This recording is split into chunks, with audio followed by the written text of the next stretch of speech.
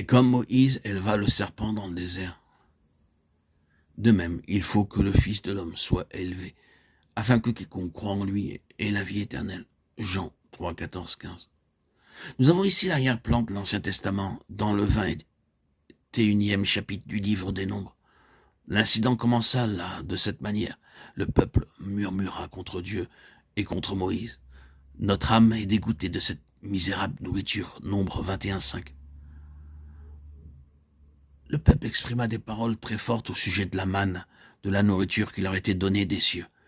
Il parla contre Dieu et contre Moïse, et dit, nous haïssons ce à quoi Dieu a pourvu. Souvenons-nous que Dieu, dans tout ce qu'il faisait, avait toujours son Fils en vue. Et il en fut ainsi lorsqu'il avait donné aux enfants d'Israël la manne venue du ciel. La manne était un symbole de Christ, qui a dit, le pain de Dieu est celui qui descend du ciel et qui donne la vie au monde. Je suis le pain de vie. Jean 6, 33 et 35. Le peuple d'Israël avait dit, nous sommes dégoûtés de ce pain. Et nous pouvons entendre les Juifs au jour de Christ parler de cette manière. Nous haïssons cet homme. C'était leur esprit. Dieu avait vu l'esprit de ce peuple dans le désert. Combien il était antagoniste à Dieu, à ce qu'il leur donnait. C'est pourquoi l'Éternel envoya contre le peuple des serpents brûlants qui mordirent les Israélites en sorte qu'un grand nombre d'entre eux périrent. Nombre 21, 6. Et comme Moïse éleva le serpent dans le désert, de même il faut que le Fils de l'homme soit élevé. Oui. Il y a ici des choses profondes et terribles.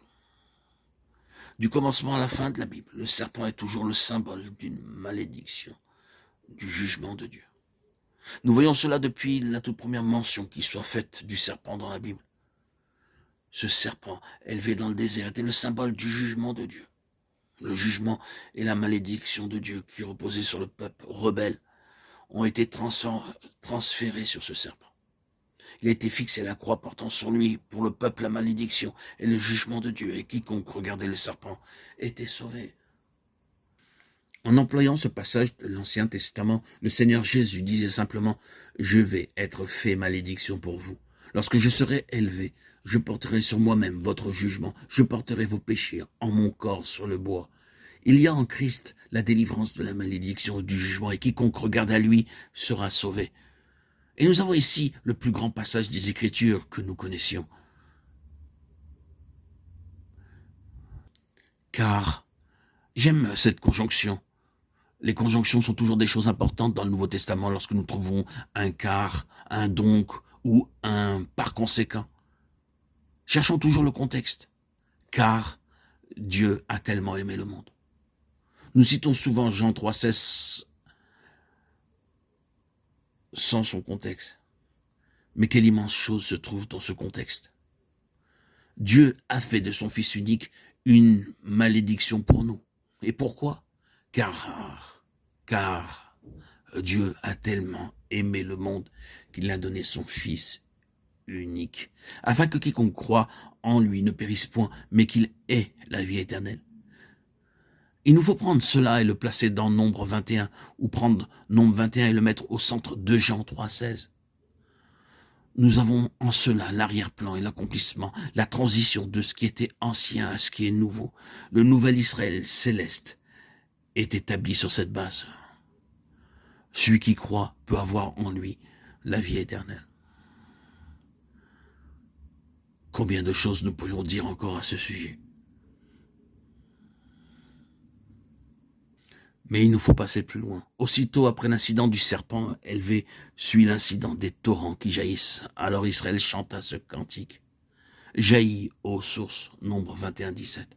Lorsque la croix accomplit son œuvre, lorsque Christ a porté le jugement et la malédiction qui reposaient sur nous, le Saint-Esprit est libéré et jaillit comme la source de la vie éternelle. Nous trouvons donc ici, au 4e chapitre de Jean, l'arrière-plan de Nombre 21, la source d'eau qui jaillit suit immédiatement le serpent qui a été élevé. Dans les chapitres 3 et 4 de Jean, nous avons ces deux choses. Jésus, élevé, ayant été fait malédiction pour nous, car il a été écrit, celui qui est pendu est l'objet de la malédiction de Dieu, Deutéronome 21, 23. Et portant le jugement de nos cœurs rebelles. Ensuite, après avoir accompli cela, il a ouvert un chemin pour la source qui jaillit jusque dans la vie éternelle. Le Saint-Esprit établit un ordre merveilleux dans la Bible. Ne le trouvons-nous pas? Comme il sait réunir les expériences. Nous n'avions peut-être jamais trouvé les troisième et quatrième chapitres de Jean dans le 21e chapitre des Nombres, et cependant ils sont là.